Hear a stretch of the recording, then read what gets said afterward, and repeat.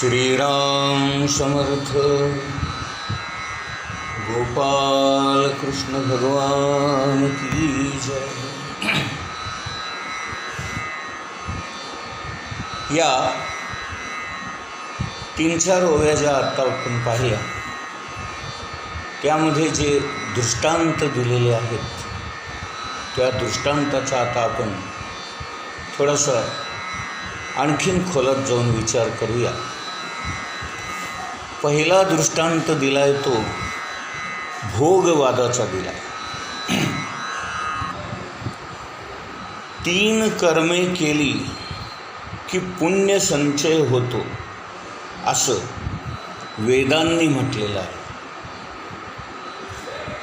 आपल्या वाट्याला जे कर्तव्य आलेलं आहे सामाजिक आणि कौटुंबिक, ते कर्तव्य मनापासून करणं आणि व्यवस्थित पार पडणं हे पुण्याचं काम आहे आणि ते न करणं हेच पाप आहे. कोणताही आणि कसाही जरी प्रसंग आला तरी आपलं कर्तव्य करणारा माणूस हा दुर्मिळ असतो. म्हणजे जन्मभर पुण्य करणारा माणूस मिळणं हे फारच दुर्मिळ आहे. काहीतरी पाप आपल्या हातून होतच असते. ज्ञानेश्वर महाराजांनी सांगितलं आहे की मी असाधारण पुण्ये केली तेव्हाच मला या गीतेवर भाष्य करण्याचा अधिकार प्राप्त झाला.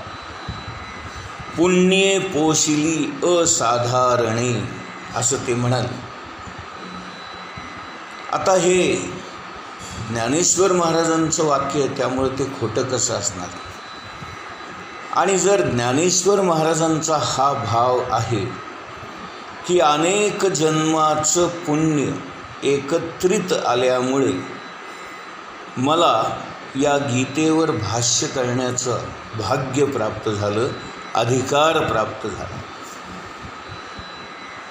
आता हे जर म्हणणं आपण खरं मानलं तर इथे मला स्वतःला हा आज आनंद होतो आहे की आज ज्ञानेश्वरांच्या कृपेने, त्या भगवान श्री गोपालकृष्णाच्या कृपेने आज माझ्या वाट्याला हे कर्म आलेलं आहे आणि गीतेवर आणि ज्ञानेश्वरीवर बोलण्याचं मलाही भाग्य प्राप्त झालेलं आहे. अधिकार आहे असं मी म्हणणार नाही, मला तो अधिकार नाही आहे. परंतु जे काही माझ्याकडून थोडीफार या बोलण्यातून सेवा घडेल आणि भगवंताची स्तुती गायली जाईल, गीतेचं महात्म्य वर्णन केलं जाईल, ज्ञानेश्वरीची महती आपल्यापर्यंत पोहोचवली जाईल, एवढंच कार्य मी करतो आहे असं म्हणेन. आणि तेही मी करतो आहे म्हणणं हे बोलताना आपण वापरतो शब्द, परंतु प्रत्यक्षात मी करतच नाही आहे. भगवान श्रीकृष्ण आणि ज्ञानेश्वर महाराज यांच्या कृपेने ते घडतं आहे याची मला पूर्ण जाणीव आहे. आणि अनेक वेळेला मी कबूल केलेलं आहे की मी एक रेडा आहे आणि केवळ या रेड्याच्या मुखातून ज्ञानेश्वरी वदवून घेण्याचं कार्य महाराज, ज्ञानेश्वर महाराज आणि गोपालकृष्ण करत आहेत. काही का असेना, कसंही का असेना, पण आज मी ज्ञानेश्वरीवर बोलतो आहे. हे माझंही अनेक जन्मांचं पुण्य म्हणा किंवा काय माझ्या हातून झालं असेल सत्कर्म म्हणा, त्याचा हा परिणाम म्हणूया आपण, किंवा काहीतरी भगवंताची कृपा झाली आहे म्हणा, ज्ञानेश्वर महाराजांची कृपा झाली आहे म्हणा, कुणाची तरी मला प्रेरणा मिळाली आहे म्हणा, पण कुठली तरी अज्ञात शक्ती या सर्व कृत्यामागे आहे.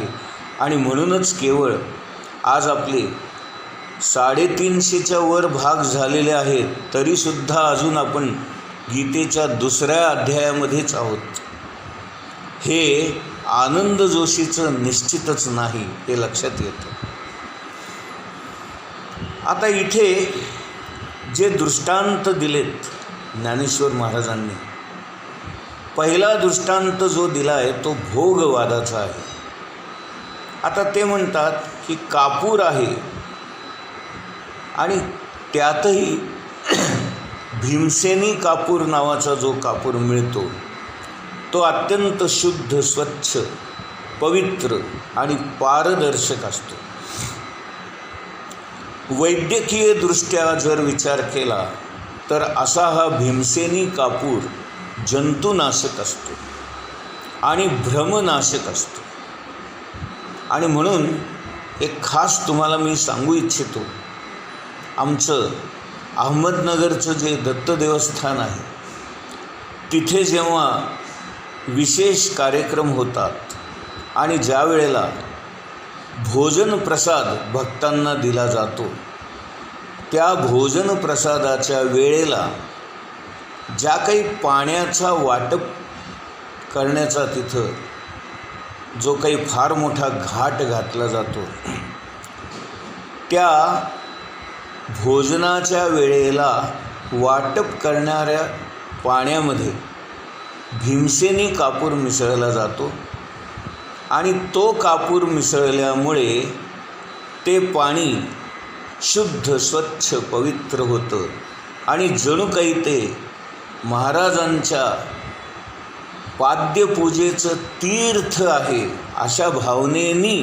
आम्ही सगळे भक्त ते तीर्थ प्राशन करतो.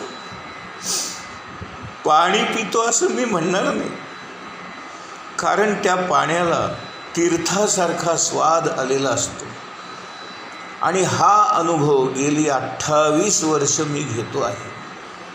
आमच्या नगरच्या या दत्त देवस्थानमध्ये ज्या ज्या उत्सवाच्या वेळेला अन्नदानाचा सुंदर असा कार्यक्रम होतो, प्रसाद भोजन सगळ्या भक्तांना आणि परगावच्याही भक्तांना दिलं जातं, त्यावेळेला जे पाणी दिलं जातं त्या पाण्यामध्ये भीमसेनी कापूर मिसळलेला असतो आणि म्हणून ते पाणी हे तीर्थ बनतं आणि जणू काही महाराजांची पाद्यपूजा झालेली आहे आणि त्या पाद्यपूजेमध्ये महाराजांच्या चरणतीर्थ आम्हाला मिळतं असा भाव ठेवून आम्ही ते पाणी पितो. कापूर हा अत्यंत पवित्र असल्यामुळे भगवंताची आरती करताना कापूर वापरतात. कापूर जाळणं हे एक प्रतीक आहे. कशाचं?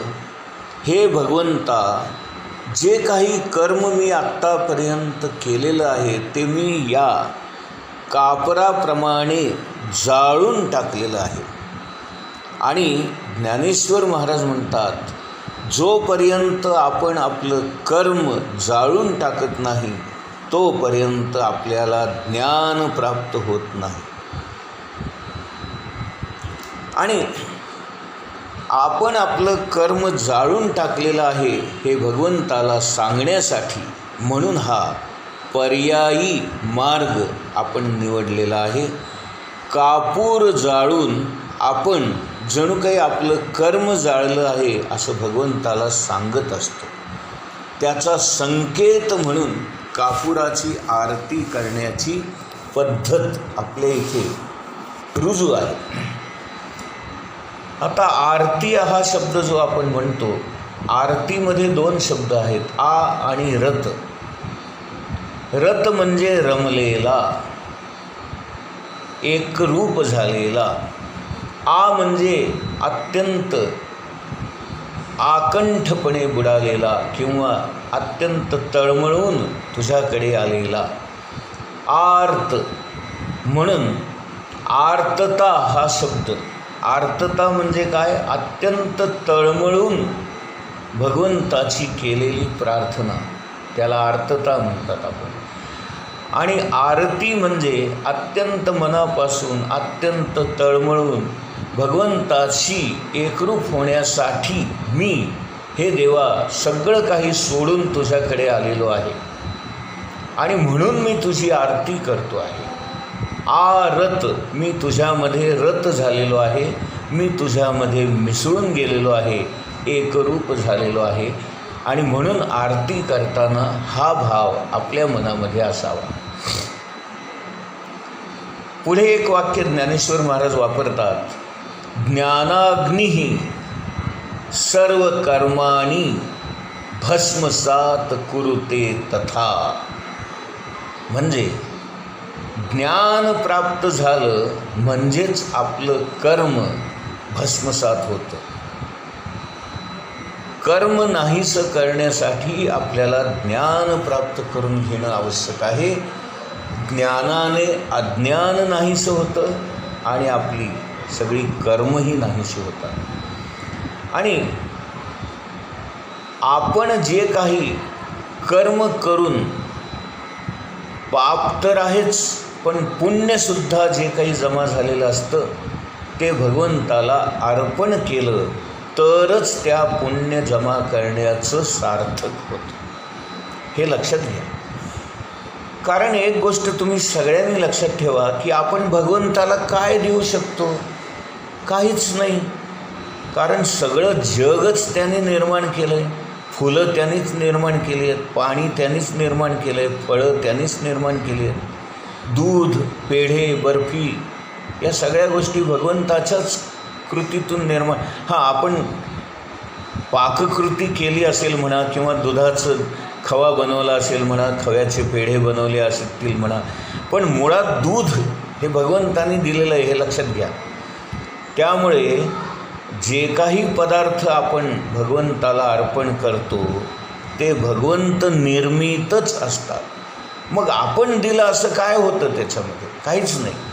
आणि म्हणून आपण कर्म करून जे काही पुण्य प्राप्त केलेलं आहे ते पुण्य तरी निदान भगवंताला अर्पण करावं, म्हणजे आपण मिळवलेल्या पुण्याचं सार्थक झालं. आता इथे आणखीन एक महत्त्वाची गोष्ट तुम्हाला सांगतो. आम्ही स्वतःला कलाकार समजणारी मंडळी, ज्यांना गायन, वादन, नृत्य किंवा चित्रकला, शिल्पकला किंवा आणखीन काही भरतकाम असेल, विणकाम असेल, शिवणकाम असेल, या सगळ्या कला, किंवा एखाद्याला पाककौशल्य असेल, एखाद्याला उत्तम रांगोळी घालता येत असेल, एखाद्याला स्वच्छता करता येत असेल, जी काही कला आपण शिकलेलो आहोत, जे काही आपल्याला आनंद देतं आणि ज्या कलेमुळे आपल्याला प्रसन्नता मिळते, सुख वाटतं, समाधान मिळतं, आनंद मिळतो, ती कला आपण भगवंतासाठी वापरली तर त्या कलेचं सार्थक झालं किंवा चीज झालं असं आपण समजलं पाहिजे. आणि म्हणून एक महत्त्वाचा मुद्दा मी आपल्यासमोर इथे मांडू इच्छितो की पूर्वी मी लोकांसमोर गात होतो, लोकांसाठी गात होतो, लोकांची करमणूक, मनोरंजन व्हावं म्हणून गात होतो. परंतु 1992 साली जेव्हा माझ्या आयुष्यामध्ये भगवंताच्या कृपेने म्हणा किंवा कुठल्या तरी अज्ञात शक्तीच्या कृपेने म्हणा, आशीर्वादाने म्हणा, माझा भाग्योदय झाला म्हणा किंवा पूर्व पुण्य उदयाला आलं म्हणा, मला अहमदनगरच्या दत्त मंदिरामध्ये परमपूज्य, आदरणीय, अत्यंत अधिकारी असणारे दत्त संप्रदायातले फार मोठे सत्पुरुष, ज्यांना आम्ही भगवान शंकराचा किंवा विठ्ठलाचा अवतार समजतो, किंवा जे स्वतःच राम होते, कृष्ण होते, रामही तेच, कृष्णही तेच, म्हणूनच त्यांचं नाव रामकृष्ण, असे रामकृष्ण क्षीरसागर महाराज माझ्या आयुष्यात आले. आणि त्यांच्या समोर मला माझी गायन कला आणि वादन कला सादर करण्याची संधी मिळाली. आणि मग मंदिरामध्ये जे काही उत्सव व्हायचे त्या उत्सवामध्ये मला पेटी वाजवायची संधी मिळाली, पालखी सोहळ्यामध्ये गायन वादन करण्याची संधी मिळाली, परगावच्या लोकांबरोबर साथ करण्याची संधी मिळाली.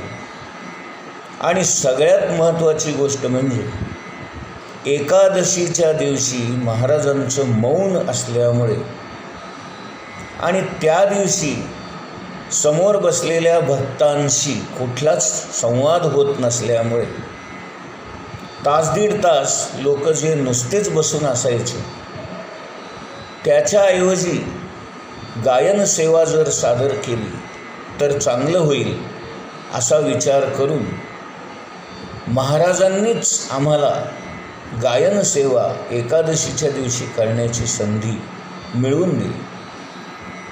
आणि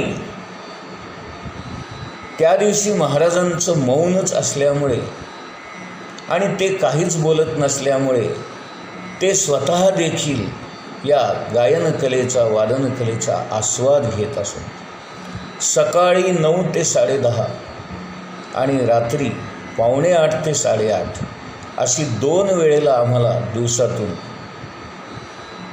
आमची गायन वादन सेवा करण्याची संधी प्राप्त झाली. आणि ही जेव्हा संधी प्राप्त झाली आणि आम्ही जेव्हा अशा श्रेष्ठ सत्पुरुषासमोर ही सेवा करू लागलो तेव्हापासून मी बाहेर गाणं वाजवणं बंद केलं आणि बाहेरच्या लोकांच्यासाठी हे करणं मी थांबवलं आणि फक्त मी मंदिरामध्येच भगवंतासमोर, महाराजांसमोर आणि सत्पुरुषांच्या समोरच गायन वादन करतो.